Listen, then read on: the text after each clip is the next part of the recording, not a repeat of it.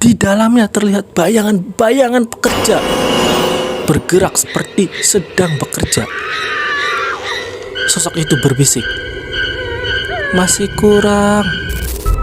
Lampu."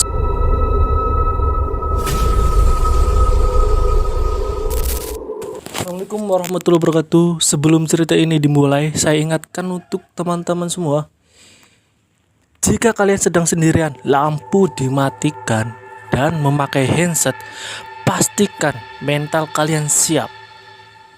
Karena cerita ini bukan sekedar cerita horor biasa. Ini adalah kisah tentang tempat yang seharusnya sudah mati, namun masih terus bekerja dalam diam.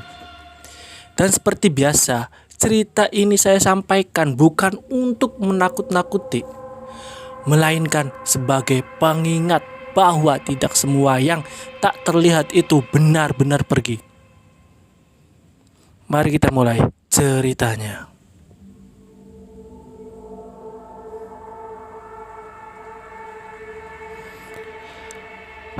Pabrik gula yang tidak pernah benar-benar mati.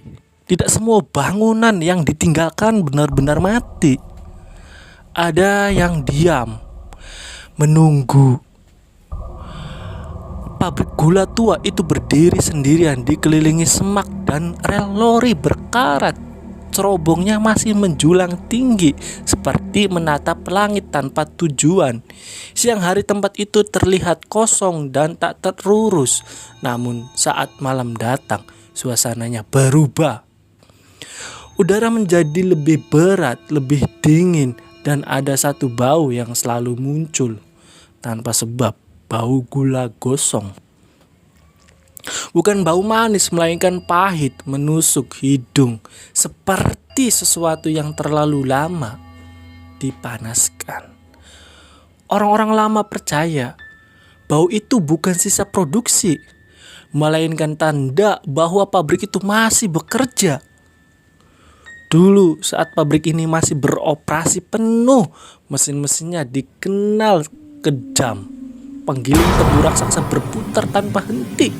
Sekali masuk, tidak ada jalan untuk keluar. Kecelakaan sering terjadi, namun jarang dibicarakan. Ada pekerja yang terpleset, ada yang terseret cabuk mesin, ada pula yang berteriak minta tolong. Namun suaranya hilang ditelan dentuman besi dan suara mesin. Beberapa jasad tidak pernah ditemukan utuh. Yang tersisa hanya helm, sepatu, atau potongan seragam para pekerja lama menyebutnya tumbal mesin. Sejak satu kejadian besar di shift malam, suasana pabrik berubah. Produksi berhenti bukan karena bangkrut, melainkan karena tidak ada lagi yang berani bekerja malam. Bertahun-tahun kemudian, pabrik itu hanya dijaga beberapa petugas keamanan.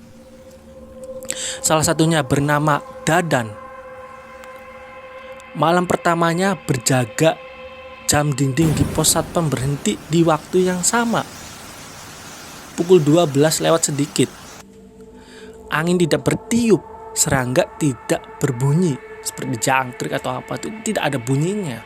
Saat patroli, Dadan mencium bau gula gosong yang sangat kuat. Lalu terdengar suara krik-krik dari ruang penggilingan. Coba bayangkan, dalam ruang itu ia melihat bayangan tinggi dan kurus memakai seragam kerja yang menyatu dengan tubuhnya. Wajahnya tidak jelas, seperti pernah rusak, lalu dipaksa dibentuk kembali. Mesin di belakangnya menyala sendiri. Di dalamnya terlihat bayangan-bayangan pekerja bergerak seperti sedang bekerja. Sosok itu berbisik, "Masih kurang.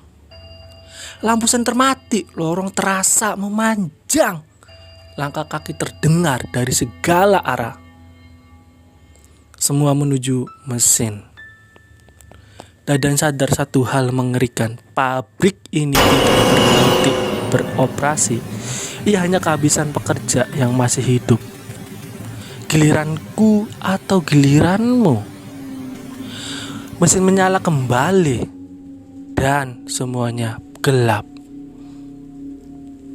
Pagi harinya Dadan ditemukan di luar pabrik. Ia mengundurkan diri hari itu juga. Namun sejak saat itu bau gula gosong selalu mengikutinya kemanapun dia pergi.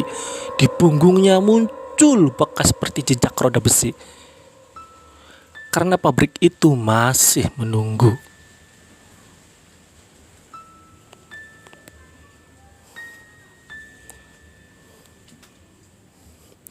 Teman-teman percaya atau tidak, percaya cerita ini adalah pengingat bahwa ada tempat-tempat yang menyimpan lebih dari sekedar bangunan tua. Jika suatu saat kalian mencium bau aneh di tempat yang seharusnya sudah lama mati, jangan menoleh. Terlalu lama, jangan mencari sumbernya. Karena bisa jadi ada sesuatu yang sedang memastikan bahwa sip malam belum benar-benar berakhir. Saya pamit. Wassalamualaikum warahmatullahi wabarakatuh.